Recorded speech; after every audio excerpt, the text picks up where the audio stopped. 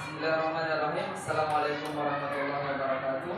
Waalaikumsalam warahmatullahi wabarakatuh. Kabarnya hari ini? Baik. Alhamdulillah. Luar biasa. Allahu Akbar. Baik, jadi hari ini Bapak akan memberikan pengantar penjelasan tentang P5. Apa itu P5? Proyek penguatan profil pelajar Pancasila dan PPRA. Apa itu PPRA? Profil pelajar rahmatan lil alamin. Dan hari ini masalah yang kita angkat di sekolah kita ini adalah masalah sampah. Dan untuk selanjutnya saya akan persilakan kepada Ibu akan memberikan seperti apa itu sampah, dan sebentar akan ada penayangan video. Dan saya berharap kepada anak-anakku sekalian, silakan disimak baik-baik seperti apa itu video dan apa yang bisa kita peroleh dari hasil penayangan video sebentar. Kami persilakan kepada Ibu untuk memberikan pengantar seperti apa itu sampah. Terima kasih. Assalamualaikum warahmatullahi wabarakatuh. Waalaikumsalam warahmatullahi wabarakatuh. Ya, anak-anakku sekalian, bagaimana kabarnya pada pagi hari ini? Baik. Alhamdulillah. Luar biasa. Allahu Akbar. Iya, kalau ibu bilang tepuk satu. Ya, kalau saya bilang pagi, nah, pagi satu kali. Pagi. Ya, oke. Sudah semangat? Sudah. Jadi hari ini anak-anakku sekalian akan menonton suatu penggunaan video yang berkaitan dengan penggunaan sampah. Sampah yang ada di sekitar kita. Bagaimana caranya sampah itu bisa dikelola sehingga tidak mencemari lingkungan. Jadi sampah itu ada dua macam, ada sampah organik dan ada sampah anorganik. Sampah organik itu biasanya sampah yang cepat terurai. Siapa yang bisa menyebutkan contoh sampah yang cepat terurai? Sampah organik yang seperti dibuang kalau pagi. Daun. Iya, daun-daun yang sudah layu jatuh itu cepat terurai. Nah, kalau sampah anorganik, sampah yang tidak cepat terurai, contoh sampah plastik. Nah, itulah sampah plastik akan kita bagaimana caranya supaya bisa diproses sehingga tidak mencemari lingkungan. Nah, anak-anakku sudah siap untuk menonton video tentang bagaimana sampah bisa diuraikan, bisa dimanfaatkan supaya tidak mencemari lingkungan yang ada di sekitar kita. Sudah siap untuk menonton? Sudah. Pagi, siang. Iya, tepuk tangan dulu. Maka sebaiknya memproduksi lebih dari 6.000 ton sampah. Jumlah yang sangat fantastis. Karena dalam 2 hari saja kita bisa membangun replika Candi Borobudur dari tumpukan sampah Jakarta. 40% produksi sampah harian Jakarta adalah limbah non-organik. Sampah-sampah kering yang tersusun dari bahan-bahan yang tidak terbaharui seperti tekstil, logam, kertas, kayu, dan tentunya plastik. Khusus limbah plastik, jenis ini menyumbang 15-20% dari keseluruhan tumpukan sampah Jakarta. Dengan teknologi pengolahan sampah plastik yang masih sangat terbatas, jumlah ini jelas punya dampak buruk yang luar biasa. Dia ini tidak mudah terurai karena zat-zat pengurai di dalam lingkungan itu, mikroorganisme itu tidak mampu mengurai plastik itu. Terus itu menghambat. Jadi kalau plastik-plastik di dalam tanah itu menghambat, maksudnya oksigen. Tanah itu ada plastik pasti tidak subur. Secara alamiah kalau sampah plastik tidak dikelola dengan baik akan menimbulkan banjir, limbah atau saluran air. Kemudian kalau dilakukan pembakaran, ya karena pembakaran ini tidak optimal pemanasannya, itu menimbulkan semacam dioksin gitu yang menyebabkan itu orang bisa hipertensi, bisa mudah marah, bisa kanker gitu dan sebagainya. Jadi itu sebetulnya bahaya yang luar biasa gitu. Bagong Sunyoto, pengamat sampah dari Wahana Lingkungan Hidup Indonesia atau WALHI melihat bahwa di Indonesia sebagian sampah plastik seperti kantong-kantong belanja masih punya nilai ekonomis dan bisa diolah kembali. Sayangnya, tidak begitu dengan plastik limbah kemasan makanan. Pokoknya kesalahan kecil-kecil itu enggak. Jadi tahap ini adalah tahap kontekstual. Nah, kita akan menuju bank sampah.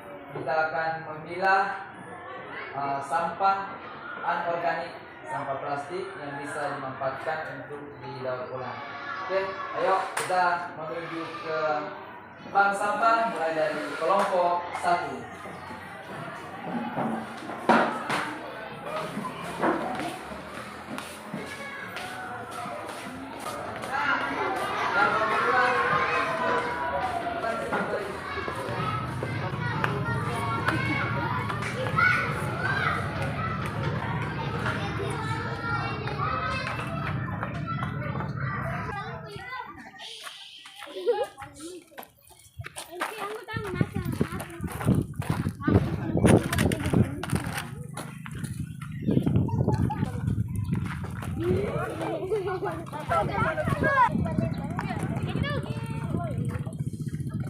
Ini aja toh.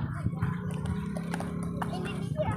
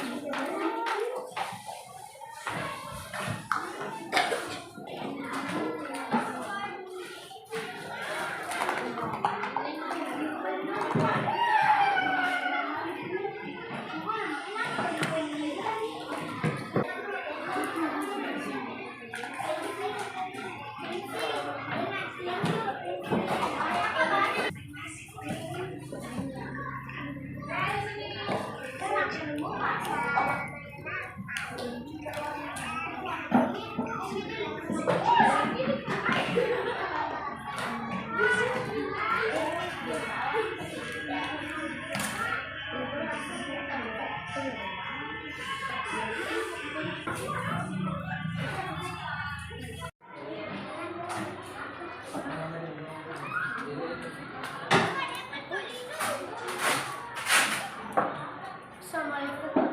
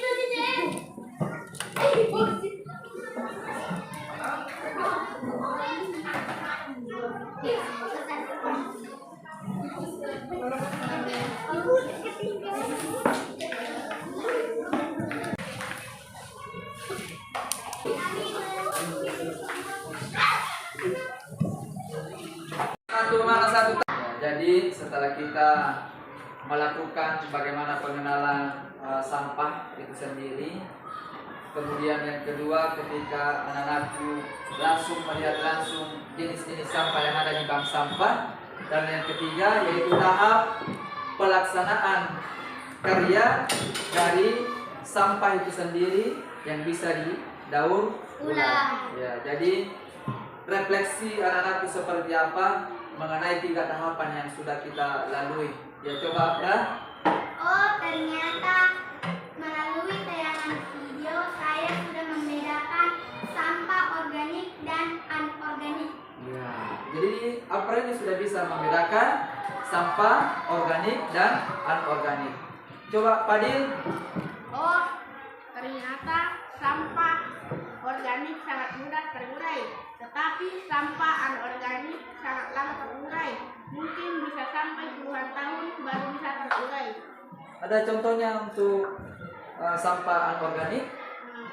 Seperti misalnya plastik, Sampah plastik, kaleng, dan styrofoam.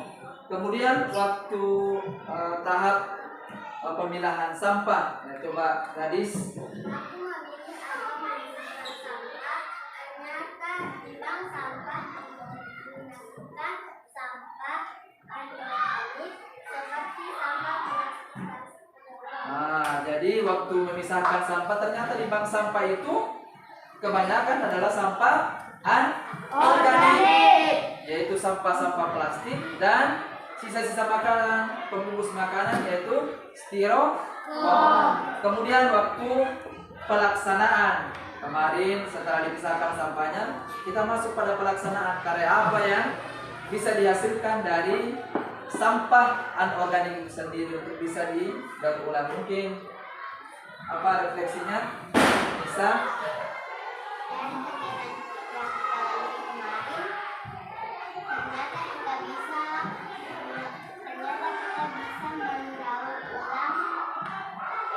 Bisa mendaur ulang sampah dari barang yang berguna, contoh seperti mainan dari kaleng. Apalagi kemarin yang di bingkai. Kemudian kembang plastik ya, kembang plastik yang dibuat oleh anak-anakku sekalian. Jadi setelah kita melaksanakan proyek penguatan profil pelajar Pancasila mulai dari pengenalan sampah melalui video, kemudian kita jalan ke bank sampah, dan seterusnya yang ketiga kita memilah terus membuat produk dari limbah sampah. Tentunya dengan adanya produk atau daur ulang yang bisa kita buat dapat mengurangi limbah sampah itu sendiri. Kemudian yang kedua, dengan adanya produk berarti sampah akan berkurang, bisa membuat lingkungan menjadi lebih sehat karena tidak tercemari oleh limbah sampah. Dan sampah yang banyak mencemari lingkungan adalah limbah sampah anorganik. Sehingga dengan adanya penguatan proyek Profil Pelajar Pancasila ini tentunya bisa membuat alam kita menjadi lebih sehat, menjadi lebih bersih, sehingga kualitas air itu tentunya